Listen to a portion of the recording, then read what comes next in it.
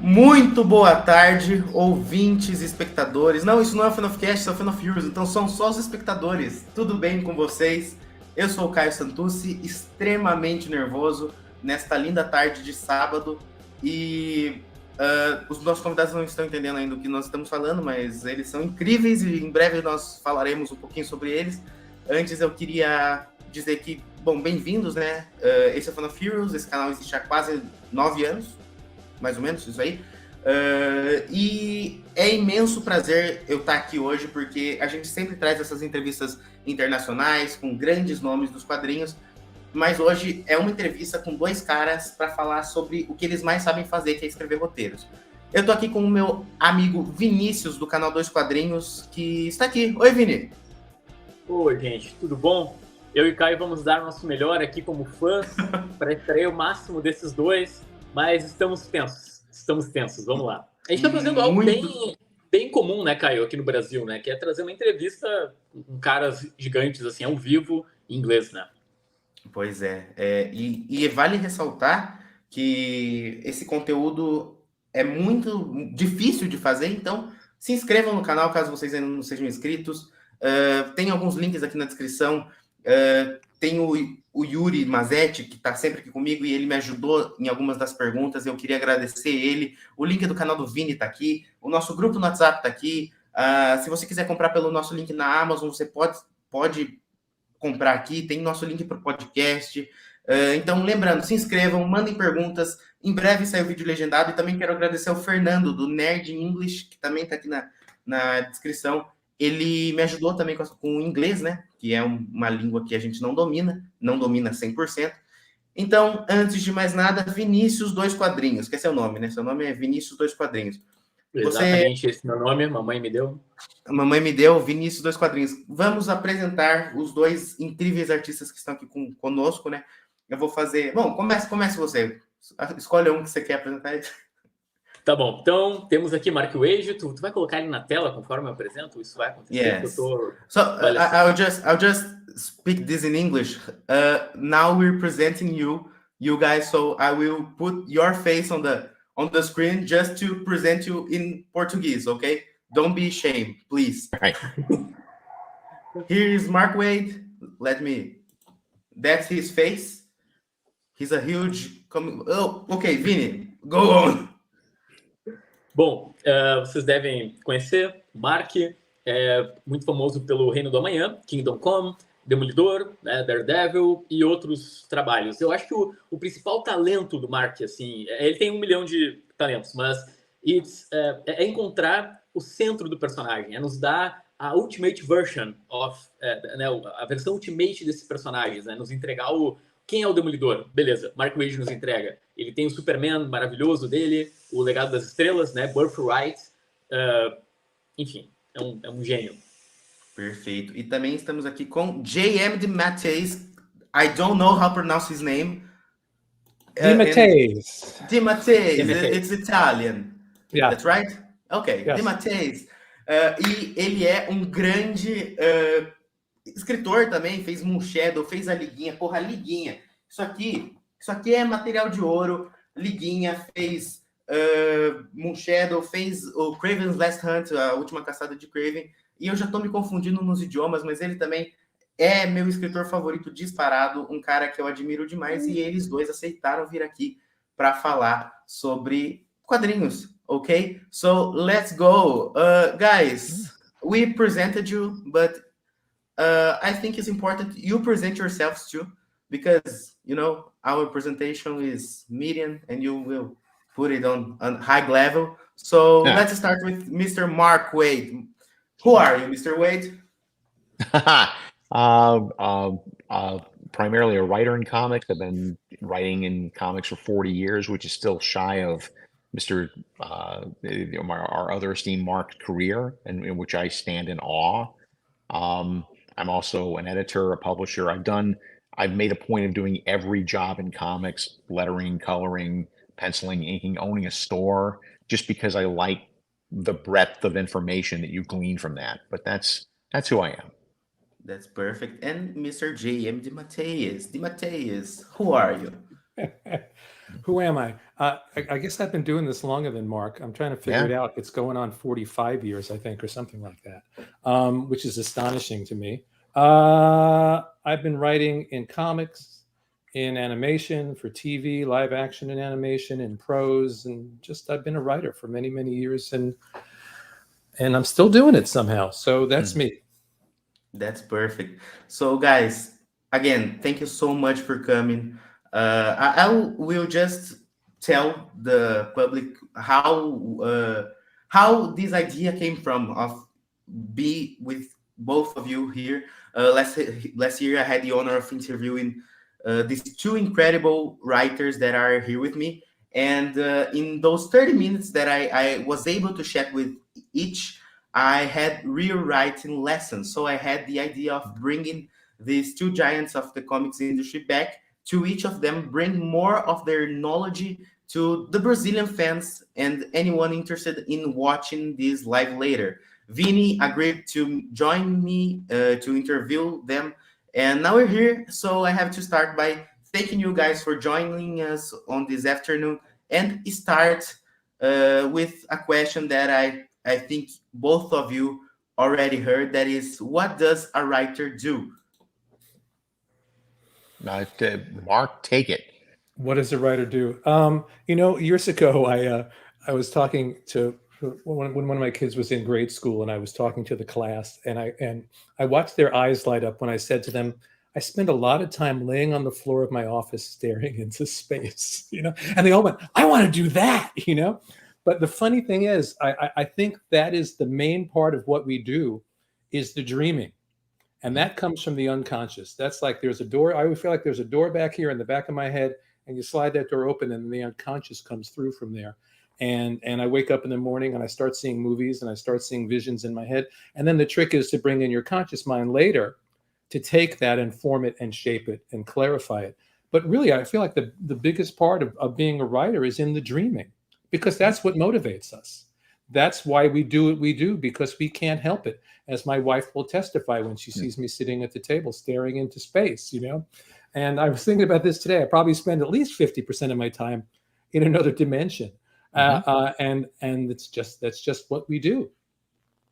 It's hard to realize that's part of the process when you first start, because you feel like when you first start, you feel like if your fingers aren't on the keyboard, yes, then you're wasting time, or you're getting behind. And I've slowly come to accept the fact that no, that's just part of the process. I did 10 pages of World's Finest on Thursday, and then yesterday I had the best of intentions of finishing the script, and instead I spent most of it just staring into space, thinking about the story, because it wasn't coming together yet. Yeah. I mean, I for noticed, me, go ahead. okay, I'm just going to say, for me, what a writer does, especially in comics, is I get to do something that I would have done for free when I was 10 years old. Yeah, exactly. I had an experience, it must be about 20 years ago now, where I was really questioning whether I wanted to continue to write. I was going through, a personal crisis, and I had to really seriously think about it. And in order to really do it, we become so identified with what we do. I am a writer. Well, who am I if I'm not a writer? So I had to kind of take my writer self and surrender it to the universe and let go of it. And the answer I got back from the universe was pretty much what you said. The universe said, "Schmuck, you're a writer. If you were not doing this, if you weren't being paid to be doing this, you'd still be laying on the floor staring into space, making up stories. It's just how we're built. It's how I was built as a kid. When I was a kid, it was drawing first. I spent most of my childhood on the floor drawing. That's just what I did. And then I got into music and I started writing, and it was always something creative. And that's just who I am. I am ill-equipped for the quote real world. Yes. I live in the world of imagination. And then the trick is to take your imagination and translate that world out there through the filter of your imagination and your personality, and present it to the world. Yeah. And along the way, hopefully you'll stumble upon some truths. Yes. And some that you can pass along to other people. Yeah. Exactly. And the truths that are uniquely yours. And that's the thing.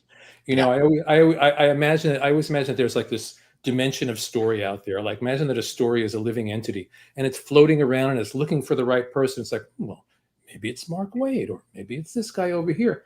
And then the story comes in as a whole thing, and yet it's always seen through the filter of our personality and our experiences. So you and I telling the same story, if we sat in a room and I've seen it happen, and I'm sure you've seen it happen with other people, and you plot this thing out, and if I go home to write it and you go home to write it, they will be very different stories. Yep. Because they're coming through the filter of our experiences and our personalities and our passions and our traumas and everything else. Yep. Well, that's perfect. I have a question. Okay. You want to say something, Caio? No? I was just saying that we'll make our questions, and it's fascinating to us hear you speaking. It's really like a lessons and like a class. Is very nice. And before we go to the fans question that is only on the end of this live, I have to say that Von Deus sent here on our chat, I want to learn to write. Should I begin with a pen or a pencil? And I laughed, and I really laughed. That's just it. I just needed to say it. Vinny, please, your question. No, real quick. The answer to his is you start with a pencil because it has an eraser at the end. And as a writer, you're going to change stuff all the time. Yeah, that's right. When I think about the days when we were working on typewriters, and you'd sit there, you'd type this page, and then you'd read it and you'd go, oh, I got to rewrite this. And sometimes you'd be rolling in a new sheet 10, 15 times. Yeah. So you got that thing right. I mean, the computer was the most liberating thing that ever happened to me as a writer. Yeah. Because the door between the unconscious and the final work, that wall got a lot thinner because it pours out, it flows a little more easily. Right. And you're not wasting your time retyping and retyping. Yes. Or white out, or those little strips that you put on there and type over. Oh God, I don't ever, there's a lot of modern technology that I'd love to get rid of, but I don't ever want to go back to a typewriter. No. Just to add, Von Deus is one of the omnipresent gods from Brazilian industry. He is an amazing guy, and one of the guys that I love to follow on social media and on the Substack is Chip Zdarsky. He's so funny, and in one of his writing tips on YouTube on his YouTube channel, he said that you can't create something original. That's impossible. What you can do is take two ideas and merge them in something new. What do you think about that? Go ahead, Mark. I mean, there is the old cliche of there are no new ideas out there. And to some degree, that's true. But that goes back to what Mark said earlier, which is that it's really just a matter of, it's not the idea, it's how you interpret the idea. It's how the writer brings his own experience and his own feelings and thoughts to that idea to make it whole, to make it flesh. Yeah, sometimes, the idea sometimes is the least of it. Yeah. As much fun as it is to see that story forming in your head, there's so many ways, just what I was saying before, to execute it. And that's why I think the more of yourself you bring to bear on a story. I always say, I say to my writing students, and I mean it metaphorically, nobody try this at home, you need to stick a knife in your chest and kind of slice down and bleed into your story. It has to be deeply personal, even if the audience has no idea that it's personal. It could be the most fantastic fantasy thing going on, but I know how profoundly autobiographical and personal it is. You have to pour yourself into it. And once you do that, your story is not going to be the same. And even if it's elements that we've seen before, by making it personal, by making it unique to you and your perspective on the world, it's going to be something different. Mm-hmm. There's also something to be said about the fact that it's an idea itself does not have emotion necessarily attached to it. And stories are not plots. This is a lesson I had to unlearn coming into the industry, because I worked with Julie Schwartz, who was an editor at DC Comics, a brilliant guy, a great guy, but his whole idea of stories were there were puzzles. Mm-hmm. They were like Sudoku problems to be solved, and there wasn't a whole lot of emotion tied to those stories. And what I had to learn over the years was that, plot doesn't really matter. It's important that it's a structure to hang your story on, but all people really remember from your story are the moments, are the emotional moments when their blood was up, when they were invested. I always use that example of Spider-Man lifting the giant machinery off his shoulders, which is the quintessential Spider-Man story or Spider-Man moment. But not one person in 10 can tell you anything else about that story and what the plot of that story was and what the idea behind that story was. That's not what we remember. What we remember is that moment of triumph where we're emotionally invested. Yeah. Right. I've never been a fan of puzzle plots. I mean, Right. sometimes you find yourself in a story where you really need to do that, and you do that. But for me, I like to write from the characters out. Mhm. I want to know the interior life of these characters. I want to know what's going on in their heads, and I want the readers to hook into that and feel what they feel. And really, if you're feeling with the characters, if you're invested in their emotions, in their psychology, in their journey in a very personal way, then you can traipse through 1,000 different stories. It's not, what they're doing is only important in so much as it reveals what's going on inside them, really. Right. In the best of Well stories. said. We don't always succeed, but in the best of stories, that's what you hope for. Yeah.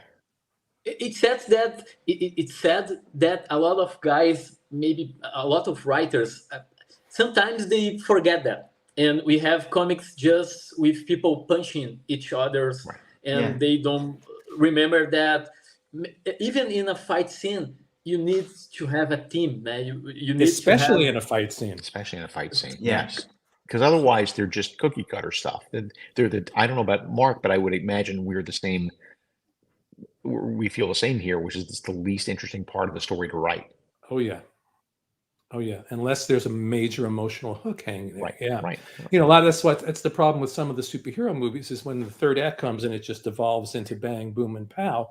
And the movies that really work is that, when that quote hero is fighting the quote villain, that it really means something on a personal level and to the broader story, that it's not just, oh, well, we built up to this. Now these guys have to fight each other and then our Right. hero will win. It has to really mean something. Right. That's Caio? perfect. Okay, so let's go to a recurse of the comics that is a fundamental step when learning the basics about script is the so-called show don't tell, and which is when you don't need to verbalize something to be told in the story. In the case of comics, in the writing process, how do you guys signal to the artist that you should show something subtle but important and not to tell the audience, it's not right, but it's on the pages. Go ahead, Mark. It's the most important part of the craft as far as I'm concerned. I mean, not the art of it, which is the emotion and so forth, but the craft itself. I tell my students it's all about the economy of storytelling, that you've only got maybe 20 pages to tell a story. You've only got maybe 100 pictures frozen moments in which to tell your story. So don't waste any of it. Don't waste time setting the stage. Don't waste time with stuff that doesn't really matter. Don't waste stuff with cute ideas in the story that are clever and funny and interesting, but they don't actually contribute to the moving forward of the story. Because otherwise, you're just wasting everybody's time. There's nothing in comics that I hate more than a 4-page opening sequence of guys in suits standing around an office building talking about whatever. That's technically it's comics, but it's dull to look at. It is a waste of a medium because that's not the best way for us as comics creators with an unlimited budget for art to tell a story like that. Yeah. I'm sure somebody can make it interesting, but it's especially for tyros, especially for beginners, what a colossal waste of time. Right. It goes back to what Paul Levitz once said to me when I was starting out. Oh, there you are. Okay. You have to learn the rules before you break the rules. That scene you described about the guys talking for 4 pages in the right hands could work very well. Absolutely. Because yes. the thing about comics is comics can be anything. Remember Harvey Pekar, some of those great stories, which basically is page after page of Harvey's face talking to you. And that was a big light bulb moment for me, reading those stories and going, wow, you can really make that work in just a shift in an expression. 9-panel grid, just a face, but just this shift in an expression in each panel can really, really have huge impact.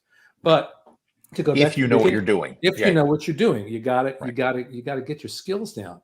And in terms of visual, like I say, when the stories come to me, I'm seeing them.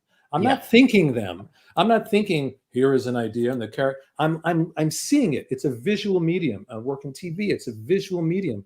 And happily, you know, maybe because as a kid I started as an artist, but I see things. I see it all visually. I'm not like, oh, I'm not seeing a piece of paper in my head with words on it. I'm seeing the story. So, and the more you work in a medium, the more you will, you know, you start working in comics, it may be a struggle. I always say when I started out, you know, you're so conscious of the form that the form actually gets in the way of the story, because you're thinking, you know, I have to do this in a panel here. And then I always say, Paul Levitz in the beginning, the rule was no more than 5.5 panels a page, no more than 35 words a panel. And I would average out all my panels and count every word, literally count every word. Yeah, it's a great way to learn. It's like doing haiku or something. But you're so obsessed with the form. Then at a certain point, the form becomes intuitive. And the story just kind of flows into the form the more you do it. But really, it's about, you have to have a visual sense. If you're a writer in this and you want to do comics and you don't have a visual sense, maybe writing a novel would be a better way to go. You know? Yeah.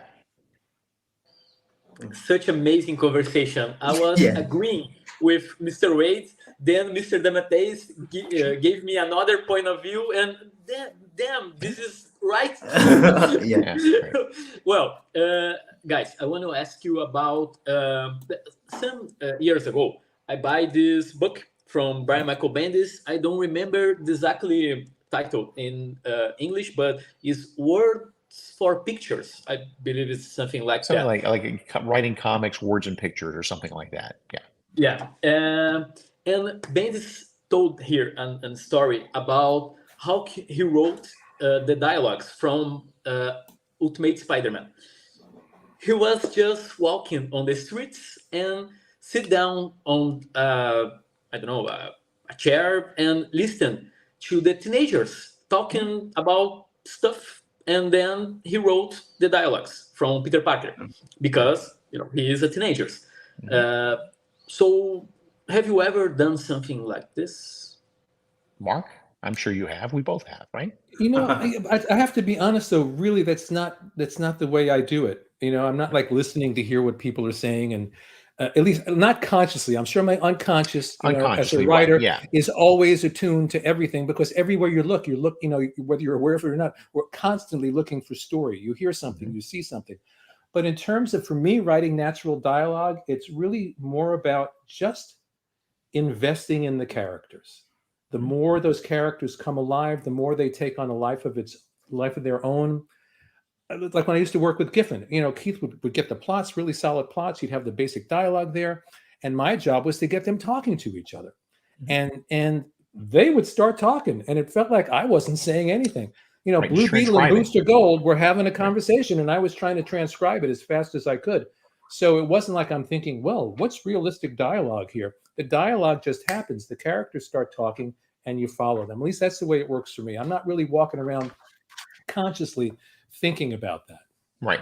I mean, there have been a few times I've sat down and said, I'm going to listen to the people around me to seek it. But it's mostly when I'm writing characters that I'm not their natural voice. Teenagers, people of color, people of different genders, people who don't look like me. But even then, it's only a handful of times. Most of the time, like Mark said, it's really just osmosis. It's mostly just picking up from the world around you. And I totally agree. When I sit down and write Superman and Batman, the easiest part of the job is hearing their voices, because I've been hearing their voices since I was 5 years old. Right, exactly. Yeah. I know their voices better than I know my own family's. A couple of years ago, I did a Star Trek story for IDW, and I hadn't written a Star Trek story in like 40 years. And it was like the easiest thing in the world to do, to write that dialogue, because your entire life you've been listening to Kirk and Spock and McCoy and these guys talk to each other, and it's just ingrained in your head. And then even if it's a new character, sometimes that's the hardest thing, is to find the voice of the character. Finding the voice is the hardest part of creating a character. The other part, if we want to jump a little bit, is like we were talking before about, you have a story, but then what happens in the execution? I've had stories that I've known intimately, and I've had outlines I've worked on for years, sometimes decades. And then I sit down to write it, and I have no clue how to start because I don't know what the door into the story is. I don't know what the voice into the story is. And until I find the voice, whether it's one of the characters telling the story or an omniscient narrator or whatever it is, until I find that voice, it doesn't matter how great the story is that I've constructed. I have no clue what to do. No, same here. If I don't have page one of a story sets the theme, it sets the mood, it sets the tone, it sets the voices, and I can have all the great ideas for the story that I want. But until I have, for me, and until I can write page one and then know what, everything Mark just said about the voices of the story, about how you're telling the story, I can't do anything. I can't write other parts of the story and then come back to page one. Yeah. I had an experience years ago, maybe about 10 years ago. I did a thing for IDW called The Life and Times of Savior 28, which started as like a Captain America idea 20 years before that or something like that, or maybe even more. And I had been working on this story for years, and I'd pitch it and they wouldn't get it, and I'd put it away, which was what you do. You drag it out a couple of years later, you work on it again, you pitch it, they don't like it, you put it away. Finally, after like 20 years of rejection, I sold it to IDW in an afternoon. I pitched it in the morning. They approved it in the afternoon. It's the only time it's ever happened to me. All right. And then, all right, here's the story. I know this story for 25 years. No problem. And I sit down and I'm like, I don't know. Who's telling? Is it from the protagonist's point of view? Is it? Right. And then finally, this secondary character stepped up with a very jaundiced view of the story. He was not a reliable narrator, but he was the guy that told the story and led me through the story. And until I found his voice, I was lost. It didn't matter how well I knew the basic story. I needed to find that character to be the door in. Yep. Can I add a question that is maybe kind of related or what you told us? Grant Morrison said one time that, I don't know where, but okay, that he has a notepad where he writes every idea he had during the day. Maybe, I don't know, he's taking a shower and he had an amazing idea. So he writes on this notepad. Do you guys have something like this? I should, but I don't. I only recently, in the last 2 or 3 years, have I started finally doing that. And that's only because my memory is, of a 62-year-old man. And so I have to do it at this point. I wish I'd done it. Mark, I suspect you probably were a little more diligent about that. No? You know what it is? Yeah. It's when I know you hear about writers who are always writing things down and whatever. I'm not like that. What it is when the story comes. Yeah. You wake up in the morning and I'm laying in bed and I'm watching some movie in my head and I've never seen this movie before. And it's like, and then I want to run into my office and get it down as quickly as I can. But I'm not walking around during the day. If the idea is going to grab me that much, it will force me to sit down and write it at some point. I'm a big Beatles fan, and I think about Lennon and McCartney. They talk about when they used to write songs together. I said, we basically didn't write stuff down. We figured if we worked on a song for 3 hours and we couldn't remember it the next day, it wasn't a good song. So we moved on to the next song. If it's the right idea, it's going to grab you and not let you go. Yeah, I very rarely wake up in the morning and go, I had such a great idea for the scene yesterday. What was that idea? And remember, too, we live in an era where none of us are very far away from a keyboard at any given moment in time. It's not like we have to carry a pencil and paper around with us in our back pocket and we just jump on our phone and tap something down if we have to remember. I've recently taken to, I don't do ideas, but I've recently taken to, as I should have 30 years ago, writing down clever turns of phrase when I hear other people say them and just walking around the street or in podcast or whatever. If they can turn a phrase in an interesting way, I will write that phrase down and just remember that. You talk about waking up in the morning, and the other thing, to get back to the unconscious, that I've always been fascinated by is that I'll see myself struggling with a story. I get stuck at some point. And I think, oh my God, I'm never going to figure this out. And you go to sleep and you wake up in the morning, and while you're sleeping, your unconscious has worked the thing out, and you are presented with the solution to this thing that you thought was an unsolvable story problem. And it's just there. It's just kind of handed to you as a gift by your unconscious. It's an amazing thing. So as long as I do this, my favorite part about what we do is that it's a mystery. Yes. There's Yeah. a certain place where it's a complete mystery, and I could teach a class and talk for hours about storytelling, but there's a certain point where you cross a line and you enter a realm where it's pure mystery and it's magic. And I don't even want to know any more about it. I like Right. that it's a mystery and that it's Right. magical. That's perfect. Well, as you're talking about ideas, I wouldn't do this question now, and I was thinking if I would do that, but it's a really doubt that I have. So I have to say, I think I already chatted this with one of you, but I don't remember exactly. But the 80s were responsible for some of the most important superhero comics ever made. You know, Crisis on Infinity Earths, Dark Knight Returns, Watchmen, among many other things. And the 90s had the image era revolution. You know, the image age. You know, do you guys think that revolutions such as these are over? That there are there's sort of a scarcity of new ideas? If I may, I mean, I don't want Yes, to. you may. Absolutely. Go ahead. I don't think there's a scarcity of new ideas. I think that, at least in the American market, uh, those people who are having those ideas are having them less in superhero comics and more in other genres, which is the thing that I find as a superhero writer scariest, but as a comics lover, the most exciting about the medium that in the States, which is that superhero comics are not the place you go for new ideas anymore, and really not the place you go for new experiences anymore. Um, Raina Telgemeier, you know, Dav Pilkey, all these people are telling great comics. They're just not in that standard 32-page floppy monthly comic that we're used to. They're doing it in graphic novels that are selling 20 times what our comics are selling. Yes. And that is great. I don't see that as a threat, but we've said for forever that you can tell any kind of stories with comics, that comics are a medium and not a genre. But for a long time, they really were just a genre. They really were just superheroes and a little bit of smattering of other stuff. And now the table has turned, and now superheroes are no longer the dominant genre in American comics. And so I I don't think they're out of ideas in superhero comics. I just think that it's that's from my perspective, that's not where the new ideas are really coming from.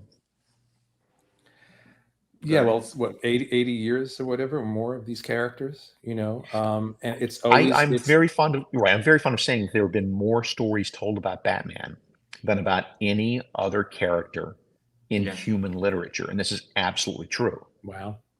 You think about it that way, Yeah. it is the worst. The worst thing I can do when I'm sitting down to write a Batman story is remember that. Yeah. But that's the challenge, right? The challenge is, Yes, I always yeah. say, where can you find, again, since I write from the inside out, so I Right. want to saw off the top of this character's head and get a flashlight and poke around and find some corner of that Mhm. psyche that maybe hasn't been explored before. And the amazing thing is you can still find it, Yeah. Yeah, and at the very least, hope for an emotional truth. If Mhm. you have an emotional truth in there, and the funny thing that you said before about, superheroes in comics is not the dominant genre, and yet in the popular culture, it's the dominant genre. It's not And exactly. that Yes. that hurts my head. That one. It's like, You know, wait a minute, yeah. the whole world is in love with superheroes. Right. Why doesn't an Avengers comic sell 2 million copies a month? Right. And in terms of ideas, you're right. I agree with Mark. The ideas are out there, but it's like in our culture in general, everything is spread out more. Look at TV. It's all these channels and it's all these streaming platforms and it's all this stuff. So, the mass audience idea is not the same as it once was, when, you had a bunch of kids who went and they bought their Marvel comics and their DC comics, and that was the comic book audience. Or you watched, 3 networks on American television, and so 30 million people were watching some crappy show, but we were all watching it together. And now it's just not that. Everything is more spread out. The advantage is there's more story out there than ever before. The disadvantage is you got to look sometimes to find it. Yeah, perfect. Well, Yeah, I as a reader, I see this that you're talking, because we have a lot of huge comic books today, but I really see this I don't know, this difficulty, that you're saying, and I agree. So I have more. Okay, so you have 1 hour with us here, so I think me and Vinny can make more two questions each, and we Okay. have the fan after. It's Sure. okay for you, Vinny? Okay. Some Okay. of this, by the way, is So not. Some of this is not your fault because as we've discovered, both Mark and I, if you ask us what time it is, we will tell you how to build a watch. No, So, that's perfect. in other words, That's perfect. we will give you much longer answers than your questions. But so that's You know, on we That's that's on perfect. us. So we spend most of our time alone in a room with our imaginary friends. So when we get to talk to real people, we like to talk. exactly, yes, yeah. guys, I have a complex Yeah. question. No, Uh, that's perfect. Okay, uh, great. A few weeks ago, Tom King told in a podcast, I don't remember exactly which one, that he was paid more for Omega Man at DC Comics, his first work, if I remember exactly, than for Division from Marvel, a popular comic that won an Eisner. So, what's the problem with Marvel? That the guys is all going to DC Comics. Oh, I know. I don't want to take point on this. I mean, Mark, I Please feel like go I'm ahead. doing all the. No. The problem was the problem was Ike Perlmutter. The problem was the fact the guy who owned Marvel was the cheapest motherfucker in the world. I'm sorry, the cheapest gosh darn fellow in the world. You can edit that out, right? We're live, Mark. We're live. And we're live. That's great. The sorry Okay. kids. I just when Ike just brings the worst in me, and so he's gone now, and so Marvel now have already seen examples of Marvel starting to put a little bit more financial investment into creative people. But Tom's right. I mean, for the longest time, it depends on who you are. Everybody's situation is different, but by and large, DC has paid a little bit better. I mean, Mark and I DC would has both, been I think, really fair and equitable. I sold my first stories to DC. So I've worked for Right. DC on and off for 4 decades. And in general, and there's always exceptions to the rule, especially, Paul and Jeanette are the ones that really made sure that we were treated fairly. And I have been treated very fairly when I've used my characters in movies and television. And, my advice to anybody is like, make sure you have a lawyer.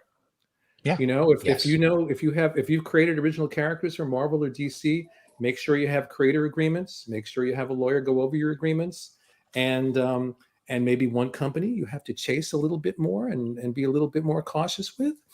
And but that's it's on us. And we've all I've been dumb and naive and made stupid deals and done dumb things and lost money. And I could still do it tomorrow. Just because I've been doing it for 40 years doesn't mean I won't do it tomorrow. But having a lawyer is a really helpful thing. Yes. Nice. I was hoping this Yeah, question that would be a very good question, and I'm happy with It is! the answers. With the answer. Yeah. Guys, I'll make more 2 questions and Vini Sure. more 1, and we go to the fifth question. And this is one of the most important, I think, that is about the writing process for monthly materials, these monthly histories that you have to do working on this industry. These are products that should be ready in a very short time without losing quality. So how have you managed over the years this process of writing 15 or 20 page stories with tight deadlines and at the same time knowing that you must have a complete run in, I don't know, 6 months or a year, keeping a fluid and interesting text for the reader?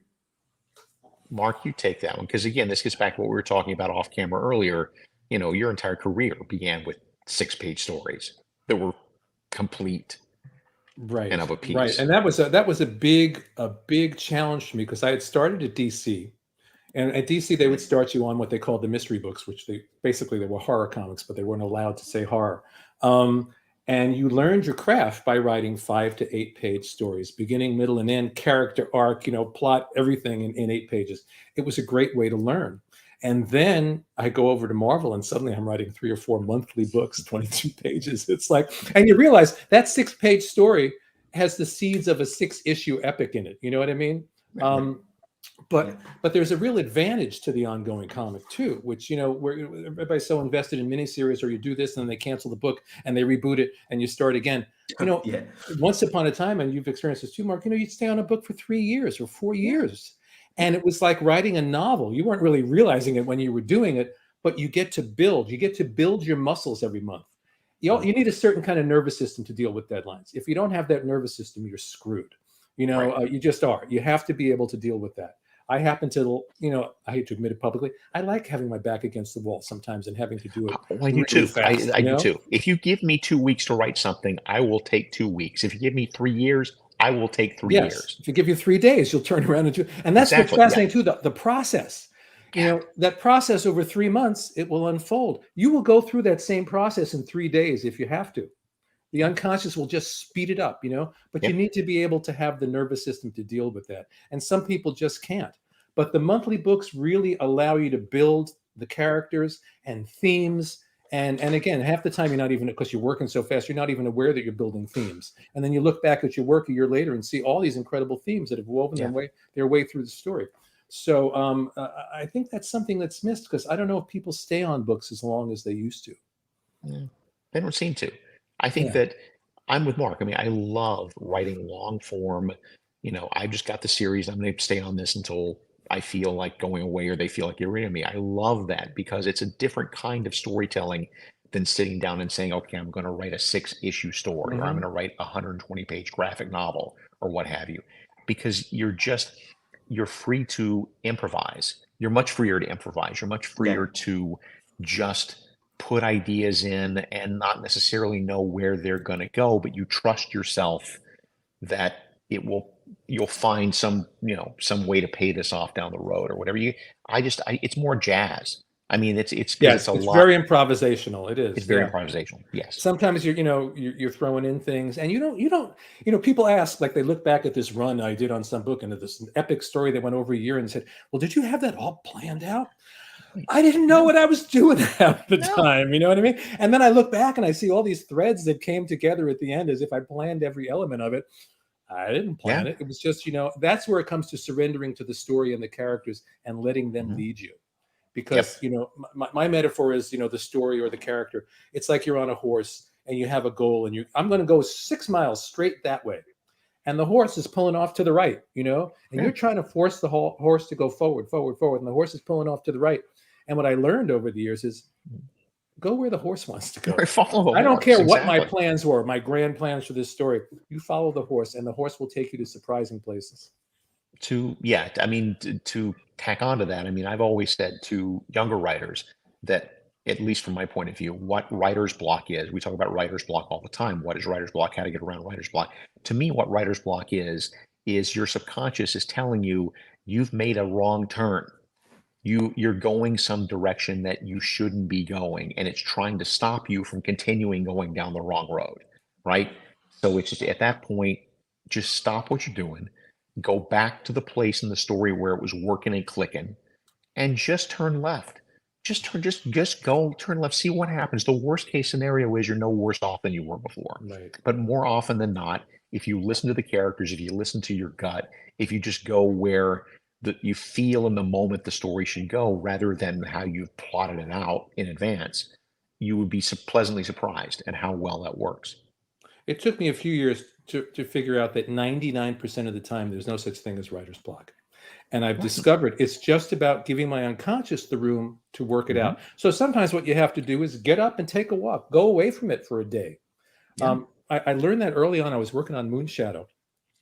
Best thing I'd ever done. Oh my God, I can't believe this is so good. I didn't know I was this good. And the first issue is great. And the second issue is great. And I get to the third issue and I get 3/4 of the way through and I am just stuck. And the story's falling apart in my hands. I have and you know how it is, that feeling like, oh, they're going to know I am a total fraud. I can't write it. I don't even know how to put a sentence together. How did I fool them this far? That whole feeling. And I remember I just laid on the floor of my living room for a couple of days, until suddenly this whole scene appeared in my head, which was the perfect scene for the story, which is a scene that I had never thought about before.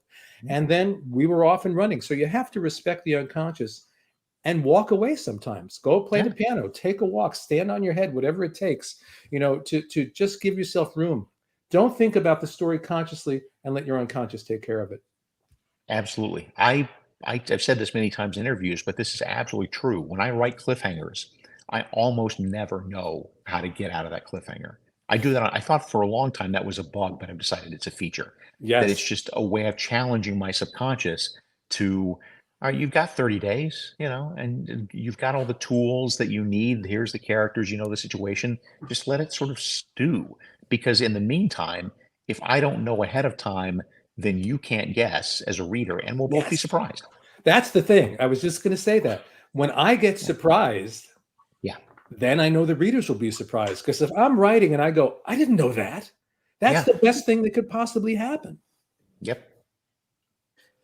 My last question will follow the Caio's question. Can you, both of you, tell us a story about you are taking the horse to one direction and then you turn to other direction? Something that you did in a monthly comic, maybe, I don't know, something, if you can do something popular that would be published here in Brazil. I don't know if it was ever published there in Brazil, but this is one of the most fantastic experiences I ever had as a writer. Please. I did a series called Abadazad. It was for CrossGen. If you remember CrossGen comics, they were around for one of the best things I've ever done with Mike Plug. And I was on same thing like Moonshot. It was something like the third issue. I don't know. And I had this story all planned out. I knew exactly. I was going to have a whole group of new characters I was going to introduce, and I sit down to write the story, and I look at the page and I'm typing, and I have now typed the name of a character I've never heard of. Okay. I mean, I literally, until I saw the character appear on the page, I had no clue who this character was. I thought, well, that's interesting. There's a new character, but I have my plans for this story. So I'm going to move on with my plans, and I'll put this character aside. And maybe at some point I will revisit this character because I have all these 6 other new characters I'm bringing into the story. And I'm going on with the story. And the same thing, as I said with Moonshot, the story is like falling apart in my hands. It's just garbage. And this character is very insistent. This character wants to be in the story. All right, I'll bring you in the story, but you're not going to be an important part of the story because I have these other new characters I want to bring into the story. Now, keep in mind, this is a character I have never heard of until I have typed his name. I don't know where it came from. Eventually, by the time I was done, all those new characters I wanted to bring into the story never appeared. This character, who I'd never heard of, turned out to be one of the most important characters in the series. Where did it come from? I have no idea. But that's what the story wanted. And that's what I love the most about what we do. I literally had no clue this character existed until I typed his name. Yeah, that's a great example.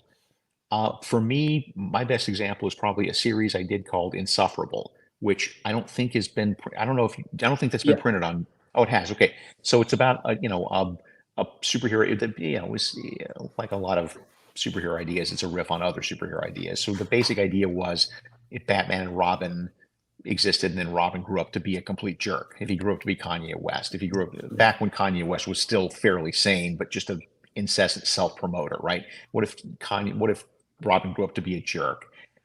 And I'd written the entire first issue as them, former partners. I'd written the entire first issue, and only until I got to that last page did I realize that they're father and son. And that suddenly opened up the book for me in 2 different ways. I mean, first off, it made their characters and their dynamic a lot richer, and it made the whole, as Mark nodded, it opened up everything for me. It made it a completely different story. But more importantly, it reminded me that up to that point, the story was, what if Robin grew up to be a jerk? That's not a story, that's a joke. Right? That's a moment. That's an incident. There's a difference between a joke and a story. And looking back, that thing would have lasted 3 issues and I would have run out of steam if I just kept it going the way it was going, which is just basically a pastiche, which I don't like anyway. So the father-son thing, boy, it just blew my mind. I'm so grateful for that moment. And it's like, where did that come from, right? The Yeah, characters knew exactly. this, you didn't know. Yeah. The I problem, just find myself writing the words, "He's my son," and I'm like, right? "Oh, That's the best moment. That's the best moment. The problem arises sometimes, which I've encountered, when you're writing these interlock books, like back when we were doing the Spider-Man books, and each one was a chapter.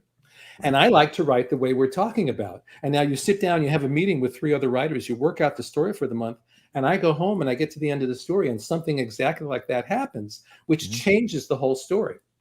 Except the other guys already started the next chapter. Yeah. And he wants to kill me now because I just changed the whole story, you know? Right. I mean, one of the banes of our existence in American comics is that we solicit books so far ahead of their publication that the worst day of the month for me always is when my editor writes me and says, okay, I need to know what's happening in World's Finest 4 issues from now, and in Teen Titans 5 issues from now, because we have to tell the retailers and we have to come up with some cover ideas. Those are the worst days because, again, that's completely off the track of the way I tend to approach this stuff. And it's no fun because then you've locked yourself, then you paint yourself into that kind of corner, and then you spend too much of your energy trying to figure out how to get there rather than just the energy that you would invest in just making the story whatever the story wanted to be. And chances are when you get there, it ain't going to be that anyway. So yeah. Luckily, nobody cares. Nobody picks it. Right. No reader picks this up and goes, wait, this doesn't have Captain Cold in it. Right. I want my money back. Yeah. That's perfect, guys. So we're almost in 1 hour of live, so I have to go to the fans question now. So, Sure. but since now, thank you so much for your answers. It's a pleasure to be here with you, and I'm sure me and Vinny and all the people of the chat are enjoying it and are learning a lot of comics, you know. So thank you so much. And let's go to the questions. There are billions of questions here. So I'll take some. We'll just do 500,000. We can't do billions, okay? Yeah, exactly. Yeah. Okay, that's perfect.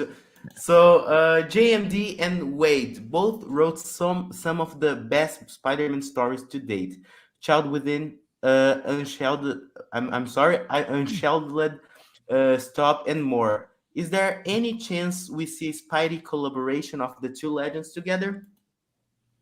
I guess there's always a chance. I've never worked with Mark, although I was his assistant editor for a brief period of time on Justice League, which consisted of just letting you do what you want to do because it's, Andy Helper was the editor. I was thinking about when I was working with you, you edited The Secret Origin of Nort. Weren't you the editor on that one? Yes, I was. Yeah. Yeah, and I remember that was my first real awareness of you was on that story. and that story had more words per page than maybe any story I've ever written. And you let me get away with it. You just had to letter it really small. Exactly. Bob Lapin had to letter it in 3-point type, but that's because an editor's job is, if you're doing it right as an editor, your job is casting. That's your job. Get the right. My philosophy has always been, and I've not invented this philosophy, I've just carried it forth.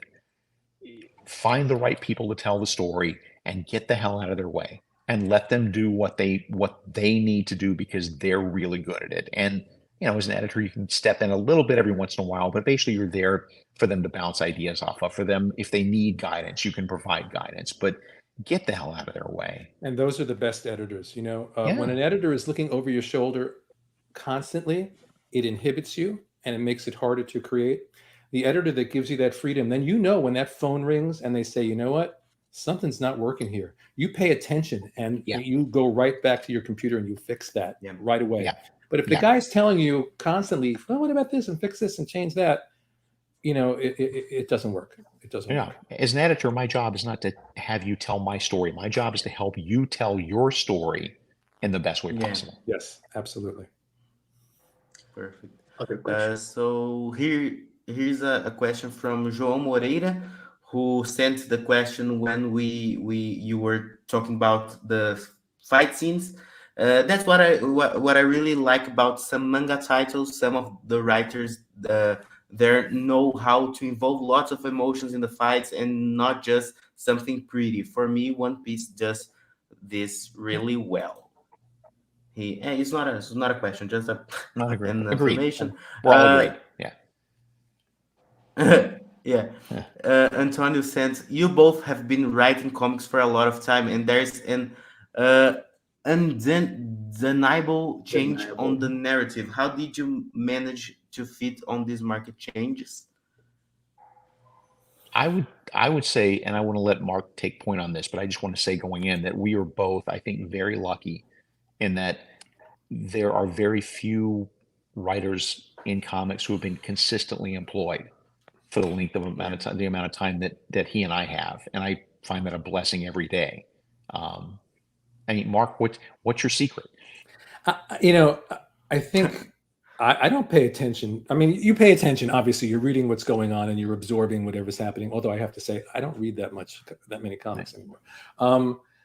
I think it's all about chasing a good story. Whether suddenly remember when it went from like you can't have thought balloons anymore. Okay, so we won't have thought balloons. Big deal. The story is the story is the story. And I saw that as I moved into television and like animation, and you're writing these same characters, but you're writing them in animated form. It's a different way to do it. You're expressing the story differently.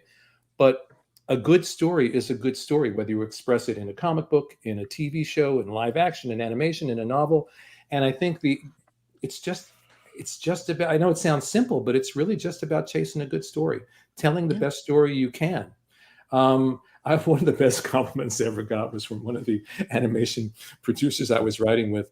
And what he basically said was, you don't write like someone your age. I love that. That's great. Yeah. You write like one of the young guys. And it was like, on one hand, it's like, oh, well, it's true. I am not that age anymore, but it was actually a big compliment, but I'm not consciously trying to do anything. I'm really not. I'm just trying to tell the best story I can. And yeah, we've both been really, really lucky that we've been able to do this thing that we love. No one gets into comics who doesn't love comics. Exactly. And no one stays in comics who doesn't continue to love comics and continue to be passionate about it.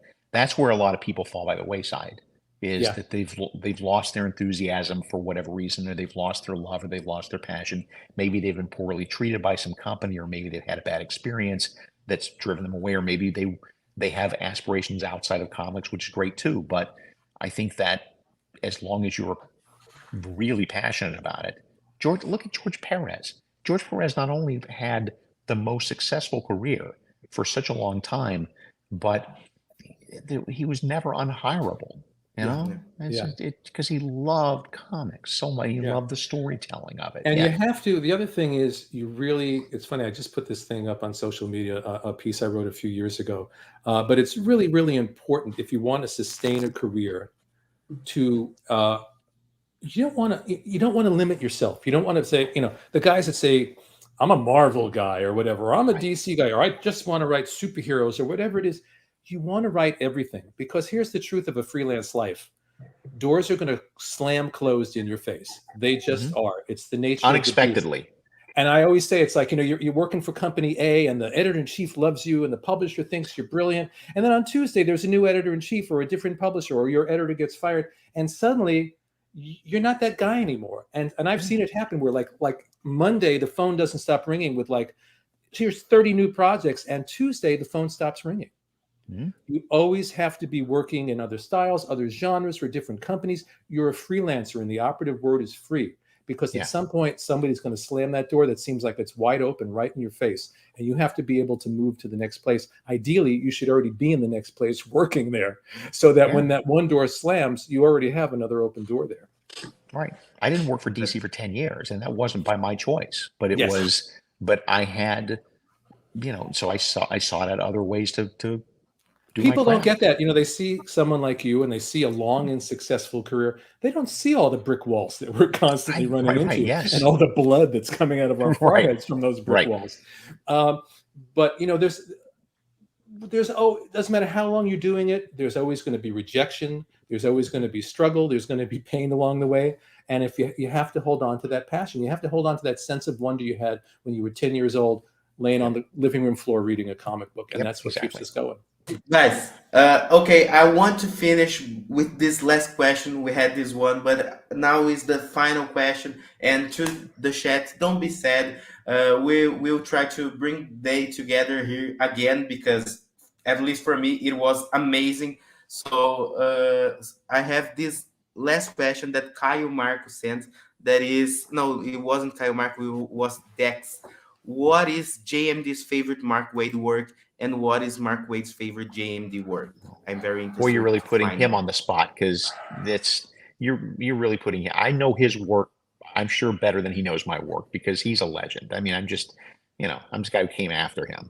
Wow. I'm going to answer and say, I'm going to say, the Craven story. That's the one. Okay, The I'll Spider-Man say Craven story. Yeah. Kingdom Come. Right. Yeah. Okay, that's perfect. Fair enough. That was easy. That was easy. Okay. Yeah, That's right. It's perfect, guys. So again, thank you for these two legends for be here. You guys It was would a like pleasure. to say It was a pleasure. final message to your Brazilian fans. A final,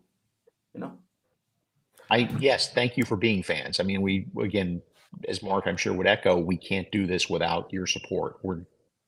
Without you, we would be selling insurance somewhere. Right. Oh God, no. Without them, I would be in a mental institution somewhere because I couldn't Exactly. sell insurance.